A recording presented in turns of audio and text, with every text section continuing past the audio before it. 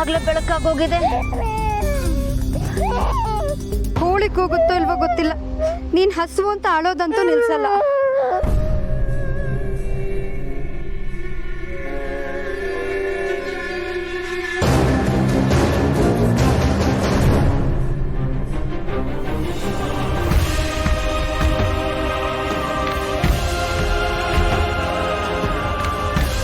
ಮಾಧವ್ರೆ, ದೇವಸ್ಥಾನಕ್ಕೆ ಕರ್ಕೊಂಬಂದ್ರ?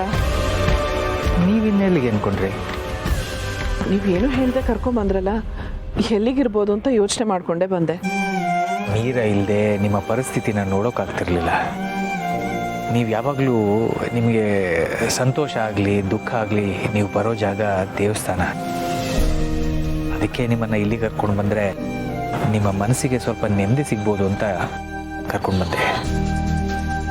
ನೀವು ಯಾವಾಗಲೂ ಒಂದು ಮಾತು ಹೇಳ್ತಿರ್ತೀರ, ನಾವು ನಂಬಿದ ದೇವರು ನಮ್ಮ ಕೈ ಬಿಡೋದಿಲ್ಲ ಅಂತ. ಬಟ್ ಮೀರ ನಮಗೆ ಬೇಗ ಸಿಗಲಿ ಅಂತ ಆ ದೇವರಲ್ಲಿ ಬೇಡ್ಕೊಳ್ಳೋಣ. ದೇವರು ಮೇರನ್ನು ದೂರ ಮಾಡಿ ನಮ್ಮನ್ನು ತುಂಬ ಪರೀಕ್ಷೆ ಮಾಡ್ತಾ ಇದ್ದಾನೆ. ಇನ್ನು ತಡ್ಕೊಳ್ಳೋ ಶಕ್ತಿ ನನಗಿಲ್ಲ.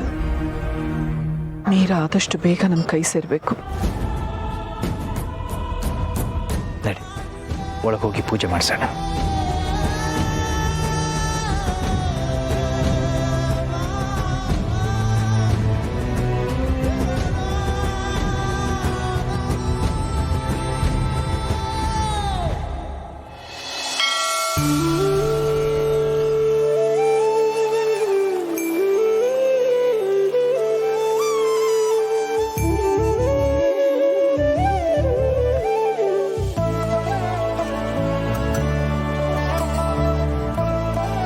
ತುಳಸಿಯವರೇ, ತಗೊಳ್ಳಿ. ನಮ್ಮ ಮೀರ ಹೆಸರಲ್ಲಿ ಅರ್ಚನೆ ಮಾಡಿಸಿ. ಅವಳಿಗೆ ಯಾವ ತೊಂದರೆನೂ ಆಗಲ್ಲ. ಆ ಭಗವಂತನ ಕೃಪೆ ಅವಳ ಮೇಲೆ ಸದಾ ಇರುತ್ತೆ. ಅರ್ಚಕ್ರೆ,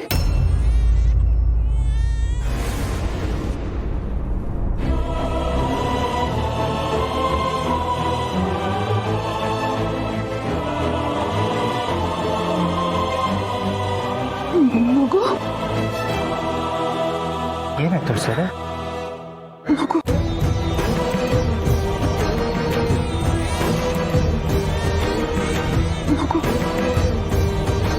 ತುಳಸಿಯವರೇ, ನಿಂತ್ಕೊಳ್ಳಿ. ಎಲ್ಲಿಗೆ ಹೋಗ್ತಿದ್ದೀರಾ?